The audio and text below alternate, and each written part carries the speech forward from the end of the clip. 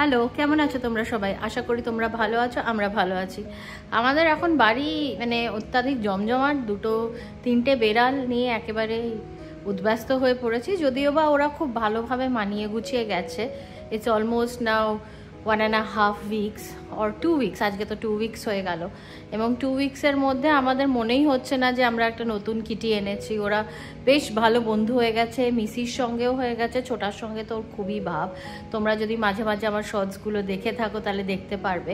আজকে স্যাটারডে, তাই কিছু ট্রেডসম্যান এসছে আমাদের বাড়িতে। এই যে এই জায়গাটা এটা পরিষ্কার করার জন্য খুব নষ্ট হয়ে গেছিলো ইন্ডিয়া যাওয়ার পরে, তাই নতুন করে হেজ লাগাচ্ছি আমরা।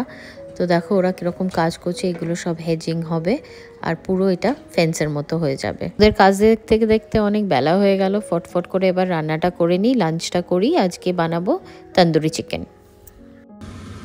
আজকে একদম অন্য রকম খেতে ইচ্ছা করছিল, তাই আমি ভাবলাম ম্যারিনেট করে রাখি এই চিকেনটা। এটা তন্দুরি চিকেন হবে, সো এটা চিকেন রোস্ট করছি আমি। আর তন্দুরি চিকেনের সঙ্গে স্যালাড না হলে হয়, তাই স্যালাড করে নিলাম। এই হচ্ছে আমাদের উইকেন্ডের কাজ। সৌম্য ওখানে ভ্যাকিউমিং করছে, এরপরে এখনো মোছা বাকি আছে। আমাদের মোছাটা অবশ্য এইরকম না, এর মাথাটা চেঞ্জ করে মুছবো, টাইম তো লাগে কিন্তু। হ্যাঁ, আর এখানে আমি বানাচ্ছি এবার ডেজার্ট, ফ্রুট ডেজার্ট বানাবো। এখানে বেরিজ দিয়ে দিচ্ছি, ব্লুবেরিজ আর রক মেলন, আর এখানে ভ্যানিলা ইয়োগার্ট দিয়ে বানাবো এটা। আমার তো লাঞ্চ বানানো শেষ, ওখানে স্যালাড হয়ে গেছে, ওখানে চিকেন রোস্ট হচ্ছে, ওইখানে পামকিন সিড দিয়ে বা ওই সিড ক্র্যাকার্স হয়ে গেছে। রান্না শেষ করে আমরা বসে নেটফ্লিক্সে একটা সিরিজ দেখছিলাম, 0 Day। ব্যাস এবার চিকেনটা গ্রিল হয়ে গেছে, ঝটফট করে লাঞ্চটা সেরে ফেলি। কেমন হয়েছে খেয়ে দেখো তো, অন্যরকম ভাল লাগছে না? একটু রোজ রোজ একরকম খেয়ে একটু অন্যরকম আছে। এরপর আমরা তাড়াতাড়ি লাঞ্চটা সেরে ফেলি, তারপরে আবার একটুখানি ন্যাপ নিয়ে নেবো হয়তো। তো এখন বাজে 6টা। আমরা সিনেমা দেখলাম, দুটো সিনেমা দেখে। একে তো ওই সিরিজটা শেষ করলাম, তারপরে একটা কি নতুন সিনেমা এসছে, মেরি হাজব্যান্ড কি বিবি কি এরকম কি মেরি হাজব্যান্ড কি গার্লফ্রেন্ড এরকম কিছু একটা আছে। ওই সিনেমাটা দেখলাম, অর্জুন কাপুরের। Time pass movie. সৌম্য ঘুমিয়ে পড়েছিল, আমি দেখছিলাম। আর এখন আমি একটু রেডি হয়ে নিচ্ছি, চুলটুলগুলো একটু স্ট্রেট ফেট করে নিচ্ছি। তারপরে আমি ঠিক 7:30 নাগাদ বেরোবো। আজকে আমি একটা পরছি আজরাক প্রিন্টে, এইটা না, এটা এখানে ঝোলানো আছে আজরাক প্রিন্টের একটা এইরকমই স্ট্রাপের উপর কুর্তা আর প্লাজো, আর ব্যাস কানে একটা হালকা ফুলকা ঝুমকা মতো কিছু পরবো, কি বল।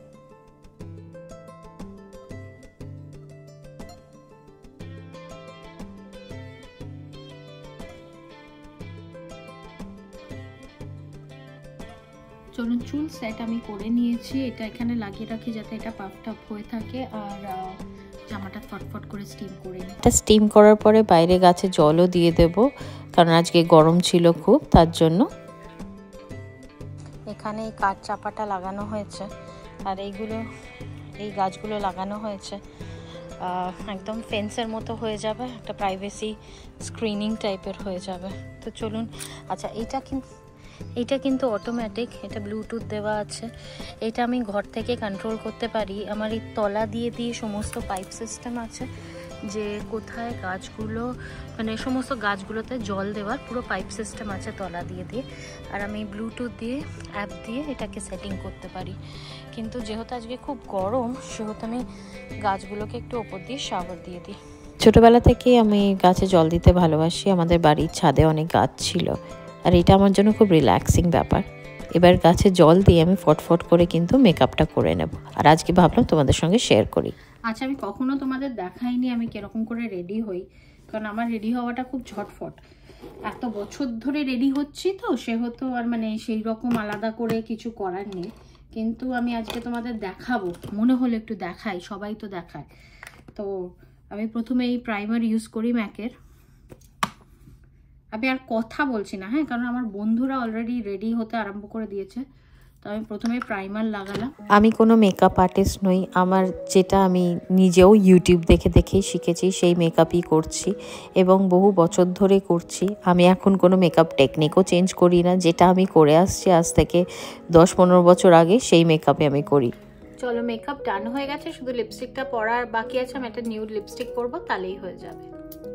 আর এটা হচ্ছে আমার ফাইনাল লুক। আমি এই কুর্তিটা পরলাম, স্ট্রেট লাইনের, গলায় এইটা পরেছি, হাতে এটা পরে। আমি আজকে কোনো ব্যাগ নিচ্ছি না, এই প্যান্টটার পকেট আছে ওটা ভালো, আমি ওখানেই রেখে দেবো, কারণ সবই কার্ডে চলে মোটামুটি, আর কোনো ব্যাগ নেবো না, হাতটা ফ্রি রাখবো। তো চলো এবার যাওয়া যাক ইন্ডিয়ান মেলাতে। আগেও যেরকম বলেছি, আমার বাড়ি থেকে সিটি সেন্টার বেশি দূর না, মাত্র 10 মিনিট লাগে। It is 9 kilometres. তো আর আমাদের এখানে 9 কিলোমিটার্স যেতে ম্যাক্সিমাম 12 মিনিট লাগে। আর এই যে আমরা সিটির ভেতর দিয়ে এখন যাচ্ছি, এটা অ্যাডিলেড ওভাল, যেখানে কিনা আপনারা ইন্ডিয়ার খেলা দেখে থাকেন অনেক সময়। আর কিছুক্ষণের মধ্যেই আমরা ভিক্টোরিয়া স্কোয়ার পৌঁছে যাব, যেখানে কিনা ইন্ডিয়ান মেলাটা হয় প্রতি বছর। এই জায়গাটা যেটা ক্রস করছি এটা হচ্ছে অ্যাডিলেড একদম সিটি সেন্টার। এই যে দেখুন টরেন্স রিভারের পাশেই অ্যাডিলেড সিটি সেন্টারটা পুরো সিচুয়েটেড।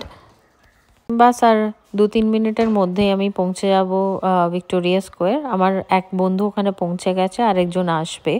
তো আমরা ডিসাইড করেছিলাম যে আমরা গেটেই দেখা করব, কারণ গেটে দেখা করাটাই ওটা ভালো। এইটা এখানে কুম্ভ মেলার মতো এত ভিড় হয় কি কাউকে খুঁজে পাওয়াটা খুব মুশকিল।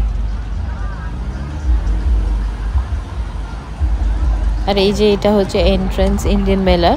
এই যে আওয়াজটা শুনছো, এটা হচ্ছে গিয়ে রাস্তা ক্রস করার আওয়াজ। আমাদের এখানে এই টুক টুক টুক টুক টুক আওয়াজটা হয়, যে যখনই পেডেস্ট্রিয়ানরা রাস্তা ক্রস করবে একটা বাটন আছে, ওটা টিপলে তারপরে রাস্তা ক্রস করে, আর এই আওয়াজটা হয়। ইভেন একটা লোকের জন্য পুরো ট্রাফিক দাঁড়িয়ে যায় যাতে সেই লোকটা রাস্তা ক্রস করতে পারে সেফলি। বলুন তো এই হাসিটা প্রাইসলেস নয়? এখানে বন্ধুরাই ফ্যামিলি হয়ে যায়। চলুন আপনাদের ঘুরিয়ে দেখাই আমাদের এখানের অ্যাডিলেডের ইন্ডিয়ান মেলা। বিভিন্ন রকমের জুয়েলারি, কুর্তি, সমস্ত কিছু স্টল বসে এখানে, যাতে আমরা কিনতে পারি। এবছর তো আমি ইন্ডিয়া থেকে কিনে এনেছি, তাই আমি আর কিছু কিনলাম না, কিন্তু প্রতি বছর কিন্তু এখান থেকে কিছু না কিছু কেনা হয়। দেখুন কীরকম মেহেন্দি পরাচ্ছে, এখানে মেহেন্দি স্টল বসেছে, কত রকমের চুড়ি এখানে, আবার কত জুয়েলারিস, এবং সব কিন্তু লেটেস্ট কালেকশন, যেরকম ইন্ডিয়াতে পাওয়া যায় সেই রকমই একেবারে লেটেস্ট কালেকশন। আর ওইদিকে ফাংশন চলছে, একদম জমজমাট ব্যাপার। এইদিকে খাওয়ার স্টল বসেছে, কত রকমের খাবার, আর লোকজন সমস্ত ভিড় করে ঘুরে বেড়াচ্ছে। মোস্টলি কিন্তু এখানে ইন্ডিয়ান স্ট্রিট ফুডগুলোই পাওয়া যায়।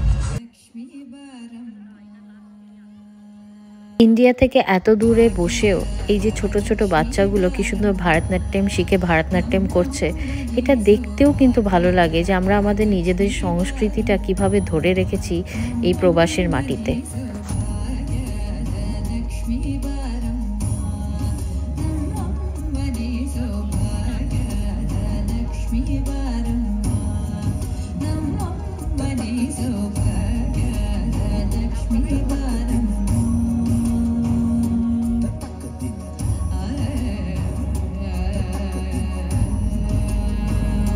আর ইন্ডিয়ানরা তো বলিউড ছাড়া থাকতেই পারে না, তো এবার আরম্ভ হলো সব বলিউড ডান্সেস।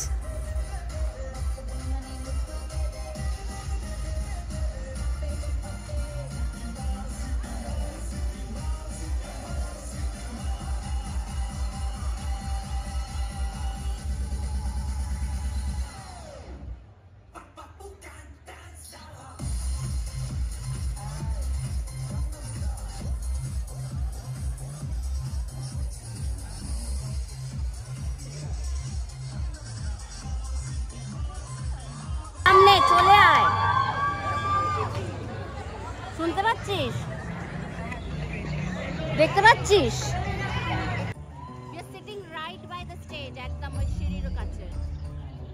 মেয়ে প্রতি বছর এখানে কিন্তু স্টেজ পারফরমেন্স করে। এইটা ফার্স্ট ইয়ার যখন কিনা ও কোনো এখানে স্টেজ পারফরমেন্স করছে না, কারণ ও এখন মেলবোর্নে পড়াশুনো করছে। একটু কীরকম লাগছিল, কারণ আমি প্রতি বছর ওর নাচ দেখি, মনটা একটু খারাপও লাগছিল। বাচ্চারা বড় হয়ে গেলে তাদের তো ছাড়তেই হবে, কিছু করার নেই।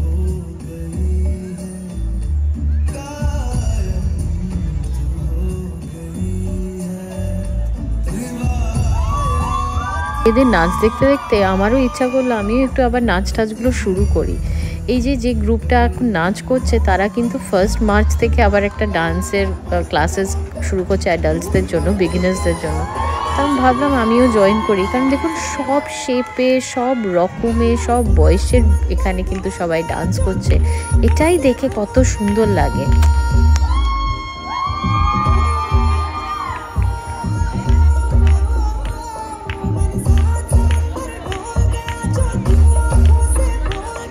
কারণ আমার মনে হয় নাচের কোনো কিন্তু বয়স হয় না, বা নাচ গান আঁকা যাই বলুন, যে কোনো কিছু শেখারই কোনো বয়স হয় না, সেটা মানুষের যখন ইচ্ছা শিখতে পারে।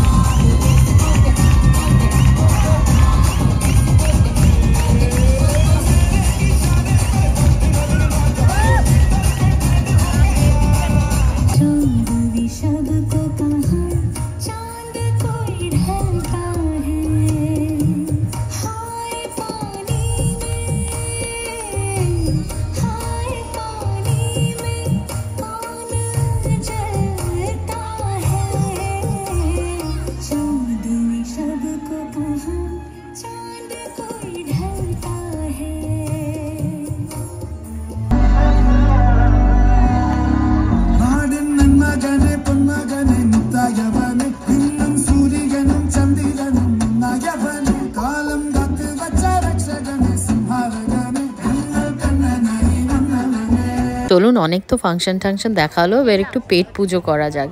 ইচ্ছা ছিল একদম ইন্ডিয়ান স্ট্রিট ফুড খাবো, ফুচকা, ঝালমুড়ি এসব, তাই সেটাই খুঁজছিলাম।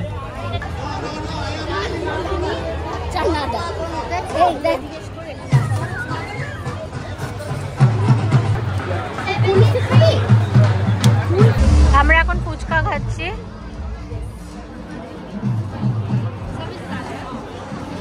আর জলটা এইভাবে নিতে হচ্ছে, এখানে জল দিচ্ছে ফুচকা।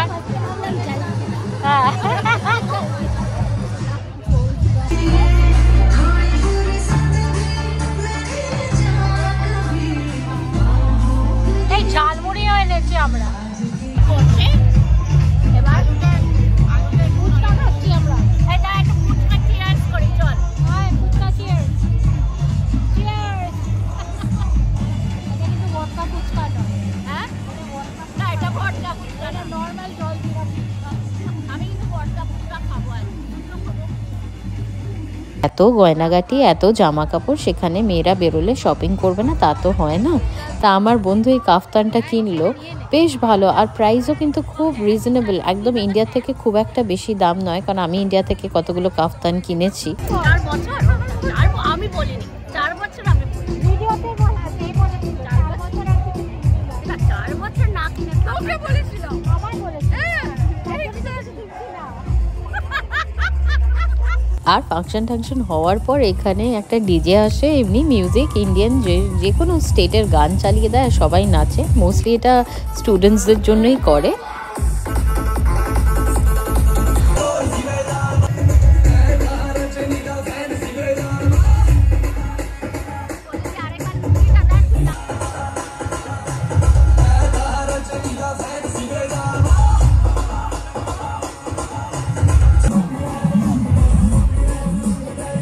চলুন, অনেক নাচানাচি খাওয়া দাওয়ার পর এবার বাড়ি ফেরার পালা। সোমো বাড়ি। আমি ওই 1% অস্ট্রেলিয়ানদের মধ্যে পড়ি যে কিনা গাড়ি চালাতে পারে না। এমনিও আমাদের বরেরা সবসময় আমাদের পিক আপ করতে চলে আসে, তো সোমো পিক আপ করতে চলে এসছে, আর আমি এখন বাড়ি চলে যাচ্ছি। খুব মজা হয় ইন্ডিয়ান মেলাতে সবসময়। আমার এটা 7th ইন্ডিয়ান মেলা। এই দেখুন, এই রাস্তাটা দেখুন, এটা কিন্তু অ্যাডিলেড ইউনিভার্সিটি ওই দিকটাতে।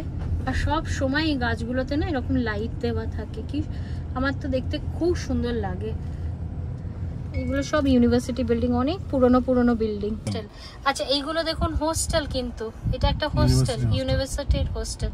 ইউগো, কি সুন্দর দেখুন হোস্টেলটা। হ্যাঁ, এই যে ইউনিভার্সিটি অফ সাউথ অস্ট্রেলিয়া লেখা আছে, আর অপোজিটেই হোস্টেলটা।